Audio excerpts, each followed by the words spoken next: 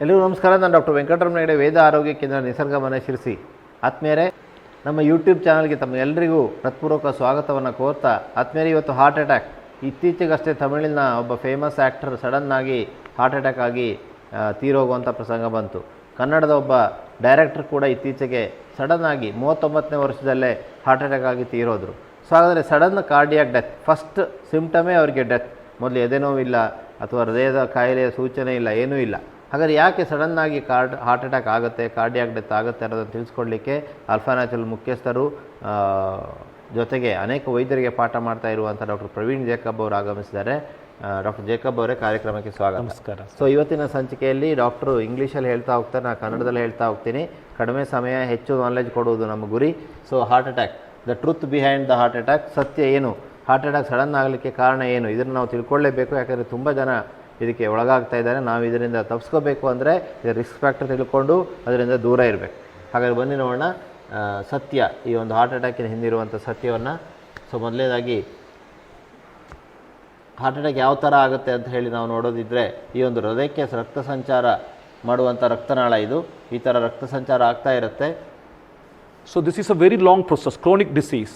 When someone have heart attack, that must have started, the accumulation of fat must have started at younger age, maybe 5 year or 10 year, but the final event may happen 30 or 40. So this is the process of accumulation of fat. So this fat never cause heart attack. The main heart attack ಬರೋದಿಲ್ಲ, fat ನೋಡಿ ಇದು ಬಂದಿಲ್ಲ. Next picture ಅಲ್ಲಿ ನಮಗೆ correct ಆಗಿ ಗೊತ್ತಾಗುತ್ತೆ. Yeah, the rupture and the clot formation. Rupture ಯಾಕೆ ಆಗ್ತಿದೆ? Yeah, so this is the fibrous cap, the covering of the block, that rupture one fine day. So all this content mixed to the blood and blood clot is the killer here. Okay. So you can notice here. ಆದಾಗ ರಕ್ತ ಹೆಪ್ಪುಗಟ್ಟುತ್ತೆ, ಅದು ಕಾರಣ. So this blood clot is the killer. Blood clot suddenly prevent the flow to heart. So rupture ಆಗುತ್ತೆ, ರಕ್ತ ಹೆಪ್ಪುಗಟ್ಟುತ್ತೆ, ಹೃದಯಕ್ಕೆ ರಕ್ತ ಸಂಚಾರ suddenly ಬಂದಾಗತ್ತೆ, ಸಾವು ಸಂಭವಿಸುತ್ತೆ. ಸೊ ಇದನ್ನು ನಾವು ಅರ್ಥ ಮಾಡ್ಕೋಬೇಕು. ಸೊ ಈ ರಪ್ಚರೇ ಕಾರಣ. ಸೊ ಇನ್ನೊಂದ್ಸಲ ಇದನ್ನು ನಾವು ನೋಡೋಣ. ಇನ್ನೊಂದ್ಸಲ ನೋಡ್ತಾ ಇದ್ದೇವೆ. ನಾರ್ಮಲ್ ಆಗಿ ಈ ಒಂದು ಫ್ಯಾಟ್ ಸಂಗ್ರಹ ಆದರೆ ಸಮಸ್ಯೆ ಇಲ್ಲ, ಎಲ್ರಿಗೂ ಸಂಗ್ರಹ ಆಗುತ್ತೆ. ಅದರ ಸುತ್ತಲೂ ಕ್ಯಾಪ್ಸೂಲ್ ಗಟ್ಟಿಯಾಗಿದ್ದರೆ ಏನೂ ತೊಂದರೆ ಆಗಲ್ಲ. ಸೊ ಹೇಗೆ ಆ ಕ್ಯಾಪ್ಸೂಲ್ನ ಗಟ್ಟಿ ಮಾಡ್ಕೊಳ್ಳೋದು, ಹೃದಯದ ಅಟ್ಯಾಕ್ ಹೇಗೆ ಬರದಿಂದ ತಡೆಯೋದು ಅನ್ನೋದನ್ನು ನಾವು ಹೇಳ್ತೇವೆ. ನೋಡಿ, ಇಲ್ಲಿ ಇದರ ಸುತ್ತಲೂ ಒಂದು ಲೇಯರ್ ದಪ್ಪ ಇದೆ, there is no problem. So ರಕ್ತ ಇಲ್ಲಿ ಹಾರ್ಟ್ ಅಟ್ಯಾಕ್ ಆಗಿಲ್ಲ ಅಥವಾ ಇದು ರಪ್ಚರ್ ಆಗಿಲ್ಲ. ನೋಡಿ, ಇಷ್ಟು ದೊಡ್ಡದಾಗಾದರೂ ಕೂಡ ಹಾಗೆ ಉಳಿತು, ರಕ್ತ ಸಂಚಾರ ಆಗ್ತಾ ಉಳಿತು. 70% ಬ್ಲಾಕ್ ಇದೆ, ಅದು ಏನೂ ಆಗಿಲ್ಲ.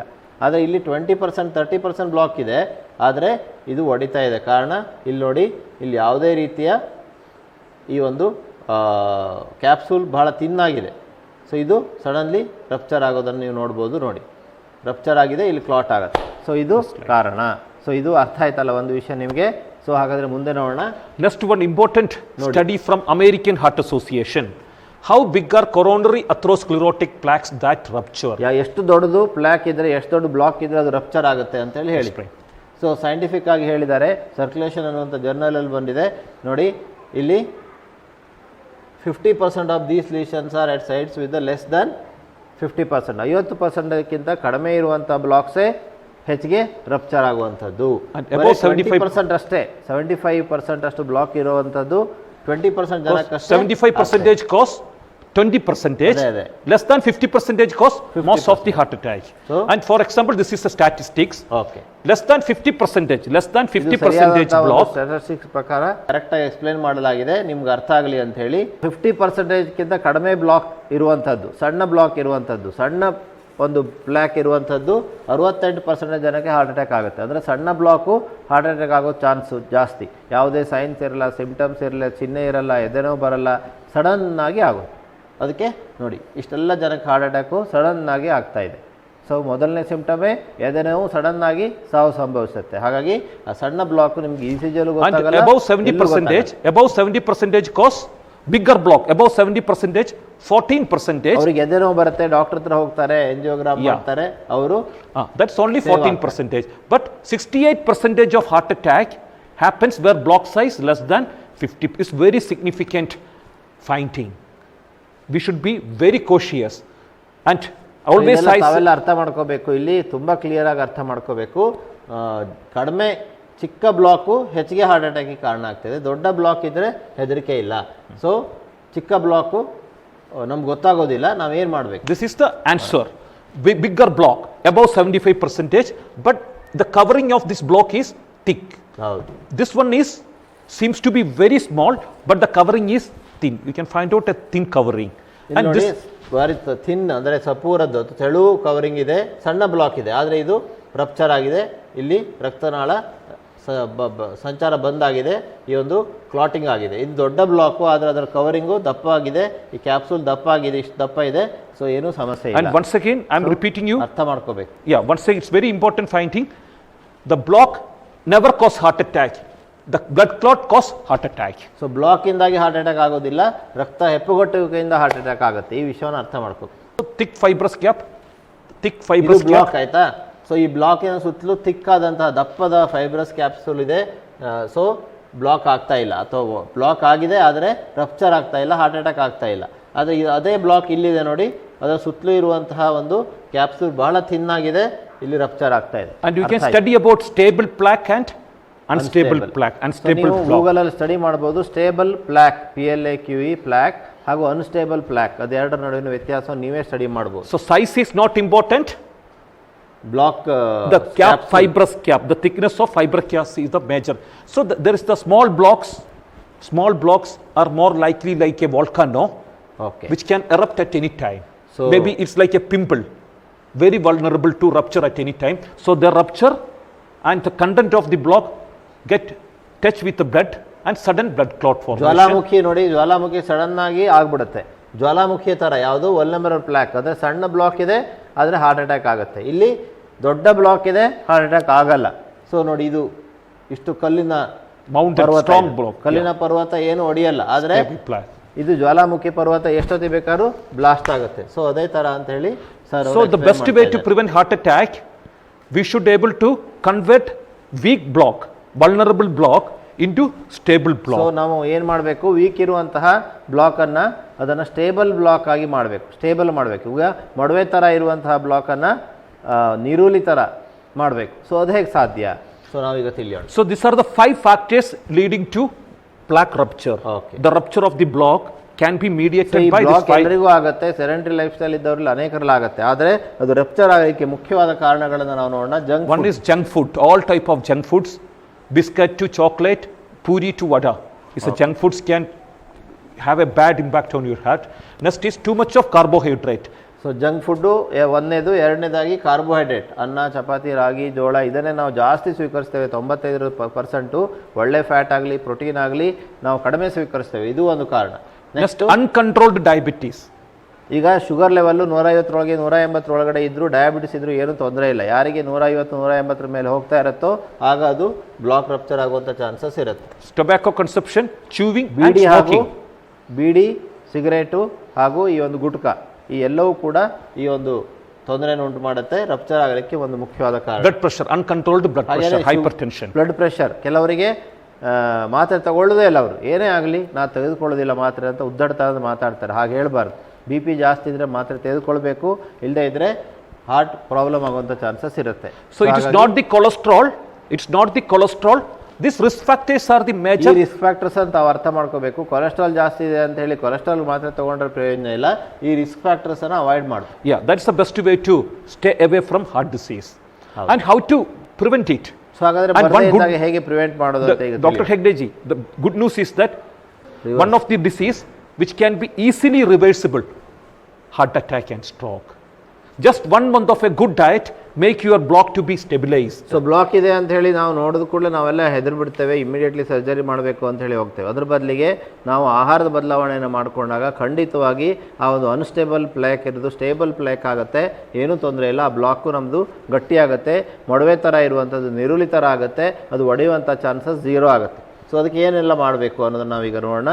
ಸೊ ಆಹಾರದ ಬದಲಾವಣೆಯನ್ನು ಮಾಡಬೇಕು, omega-3 best one is ಎರಡು ಬಹಳ ಮುಖ್ಯ. ಅದೆರಡರ ಬಗ್ಗೆ ವೈಜ್ಞಾನಿಕ ವಿವರಣೆಯನ್ನು ನೋಡೋಣ. The one is the diet, the best dietary intervention, nothing but fasting. So fasting, lack of food, abstaining from food. ವಾರಕ್ಕೆ ಒಂದು ದಿವಸ ಉಪವಾಸ ಅಥವಾ 16/8 ಡಯಟು ಇದು ಮಾಡೋದ್ರಿಂದಾಗಿ, ಇಂಟರ್ಮಿಟೆಂಟ್ ಫಾಸ್ಟಿಂಗ್ ಮಾಡೋದ್ರಿಂದಾಗಿ ಖಂಡಿತವಾಗಿ ಬ್ಲಾಕ್ ಸೈಜನ್ನು ಅಥವಾ ಬ್ಲಾಕ್ನ ಒಂದು ಸುತ್ತಲಿರುವಂಥ ಕ್ಯಾಪ್ಸೂಲನ್ನು ಗಟ್ಟಿ ಮಾಡಿ ಮೊಡವೆ ಥರ ಇರುವಂತಹ ಒಂದು ಬ್ಲಾಕನ್ನು ನೀರುಳ್ಳಿ ಥರ ಮಾಡ್ಬೋದು. Every 3 months, once in a 3 month, 1 week of juice fasting okay, with the beetroot juice, pomegranate juice, green leafy vegetable juices. So ತಿಂಗಳಿಗೆ ಒಂದು ಸಲ ಒಂದು ವಾರ ಅಥವಾ 5 ದಿವಸ ಆದರೂ ಕೂಡ ಬೇರೆ ಬೇರೆ ರೀತಿಯ ಹಣ್ಣುಗಳು, ಎಳೆನೀರು, ಇವುಗಳ ಜ್ಯೂಸನ್ನು ತೆಗೆದುಕೊಳ್ಳುವಂಥದ್ದು, ತರಕಾರಿ ಬೀಟ್ರೂಟು, ಕ್ಯಾರೆಟ್ ಜ್ಯೂಸನ್ನು ತೆಗೆದುಕೊಂಡಿರೋದು. ಸೊ ಇದು ಕೂಡ ನಮಗೆ ಈ ಒಂದು ಬ್ಲಾಕ್ ಸೈಜ್ಗಿಂತ ಬ್ಲಾಕ್ ಸೈಜ್ ಅಲ್ಲ ಅಲ್ಲಿ ಇಂಪಾರ್ಟೆಂಟು, ದೊಡ್ಡ ಸೈಜ್ ಇರಲಿ ಸಣ್ಣ ಸೈಜ್ ಇರಲಿ ಅದರ ಸುತ್ತಲೂ ಒಂದು ಕ್ಯಾಪ್ಸೂಲನ್ನು ನಿರ್ಮಾಣ ಮಾಡಲಿಕ್ಕೆ ಸಹಾಯ ಮಾಡುತ್ತೆ. Fruit consumption, rainbow color fruits, okay, like different type ಎಲ್ಲ of ರೀತಿಯ fruits ಬಣ್ಣ can be. ಬಣ್ಣದ ಹಣ್ಣುಗಳನ್ನು ಹೆಚ್ಚೆಚ್ಚು ಸೇವಿಸುವಂಥದ್ದು, Salads, steamed vegetable and ಬೇಯಿಸಿದ nuts. ತರಕಾರಿ, ಸಲಾಡ್ಗಳನ್ನು ಜಾಸ್ತಿ ಸೇವಿಸೋದು, ಗ್ರೀನ್ ಜ್ಯೂಸನ್ನು ತೆಗೆದುಕೊಳ್ಳೋದು, ಗೋಡಂಬಿ, ಬಾದಾಮಿ, ಪಿಸ್ತಾ, ವಾಲ್ನಟ್ ಮುಂತಾದ ಹಾಗೂ ಬಡವರ ಬಾದಾಮಿ, ಶೇಂಗಾವನ್ನು ಜಾಸ್ತಿ ಸೇವಿಸೋದು. Best friend of our heart is nuts. Okay, Hundreds of studies have. ನಮಗೆ ನಿಜವಾಗ್ಲೂ ಒಂದು ಹೃದಯದ ಸ್ನೇಹಿತ ಅಂತ ಹೇಳ್ಬೋದು. ಅದು ಹೇಗೆ ಅಂತ ನಾವು ನೋಡೋಣ. The study from Journal of American Medical Association, Journal of American Medical Association, nut consumption and decreased risk of sudden cardiac death in physician health study. 1 lakh American doctors dietary habit was traced for 10 years. End of 10 years, they found that those physicians who enjoyed more nuts were less likely to get cardiac arrest. So Jama, journal of American medical association ಒಂದು study publish ಆಗಿದೆ. ಅಲ್ಲಿ ವೈದ್ಯರಿಗೆ 1 ಲಕ್ಷಕ್ಕೂ ಹೆಚ್ಚು ಜನ ವೈದ್ಯರನ್ನೇ study ಮಾಡಿದ್ರು. So ಯಾರು ನಟ್ಸನ್ನು, ಗೋಡಂಬಿ, ಬಾದಾಮಿ, ಪಿಸ್ತಾ ಮುಂತಾದ ನಟ್ಸನ್ನು ತಿಂತಾ ಇದ್ರೋ ಅವರಲ್ಲಿ ಹಾರ್ಟ್ ಅಟ್ಯಾಕ್ ಜಾಸ್ತಿ ಕಂಡು ಬರಲಿಲ್ಲ. ನಟ್ಸನ್ನು ತಿಂದೇ ಇರುವಂತಹ ವೈದ್ಯರಲ್ಲಿ ಹಾರ್ಟ್ ಅಟ್ಯಾಕ್ ಜಾಸ್ತಿ ಕಂಡು ಬಂತು. ಡಾಕ್ಟರ್ಗಳೇ ಇದನ್ನು ಸ್ಟಡಿಯನ್ನು ಪಬ್ಲಿಷ್ ಮಾಡಿದ್ದಾರೆ. The miraculous food to stabilize the plaque, atherosclerotic plaques, nothing but a fat called as omega-3 fatty acids. Hundreds, not hundreds, thousands of studies published in various journals has substantiated the claims so ಇಡೀ ಪ್ರಪಂಚ related to 150ಕ್ಕೂ health agencies ಅನೇಕ ಸಾವಿರ ಸ್ಟಡೀಸನ್ನು publish ಮಾಡಿದೆ.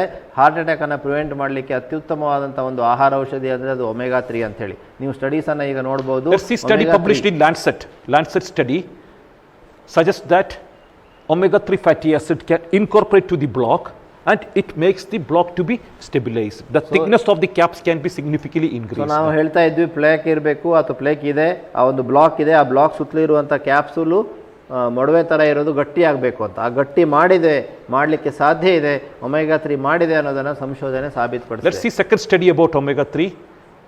The omega-3 fatty acid, a study published in American Heart Association. Omega-3 fatty acids prevent sudden cardiac death. Okay, American Heart Association ಪ್ರಕಟಿಸಿದಂತಹ ಒಂದು study ಹೇಳುತ್ತೆ ಈ ಒಂದು ಪ್ಲಾಕ್ ರಪ್ಚರನ್ನು ಪ್ರಿವೆಂಟ್ ಮಾಡುತ್ತೆ, ಸಡನ್ ಕಾರ್ಡಿಯಾಕ್ ಡೆತ್ತನ್ನು ಪ್ರಿವೆಂಟ್ ಮಾಡುತ್ತೆ omega-3 ಅನ್ನೋದು ಸಾಬೀತಾಗಿದೆ. ಆ ಸ್ಟಡಿ ಕೂಡ ನೀವು ನೋಡ್ಬೋದು. ಸೊ ಹಾಗಾದರೆ omega-3 ಅತ್ಯಂತ ಒಳ್ಳೆಯದು ಅಂತ ತಿಳ್ಕೊಂಡ್ವಿ. ಸೊ ಆತ್ಮೀಯ ವೀಕ್ಷಕರೇ, omega-3 ಪ್ರತಿನಿತ್ಯ ಒಂದು ತೆಗೆದುಕೊಳ್ಳುವಂಥದ್ದು ಡಾಕ್ಟರ್ ಪ್ರವೀಣ್ ಅವರು ಬಹಳ ಪ್ರೀತಿಯಿಂದ ಅಲ್ಫಾ ನ್ಯಾಚುರಲ್ ಮೂಲಕ ಒಂದು omega-3 ಅಲ್ಫಾ ನ್ಯಾಚುರಲ್ omega-3 ಅನ್ನು ರೆಡಿ ಮಾಡಿದ್ದಾರೆ. ಅತ್ಯಂತ ಉತ್ತಮ ಕ್ವಾಲಿಟಿಯ, ವಿದೇಶಕ್ಕೆ ರಫ್ತಾಗುವಂಥ ಕ್ವಾಲಿಟಿಯ ಒಂದು omega-3 ನಮಗೋಸ್ಕರ ರೆಡಿ ಮಾಡಿದ್ದಾರೆ.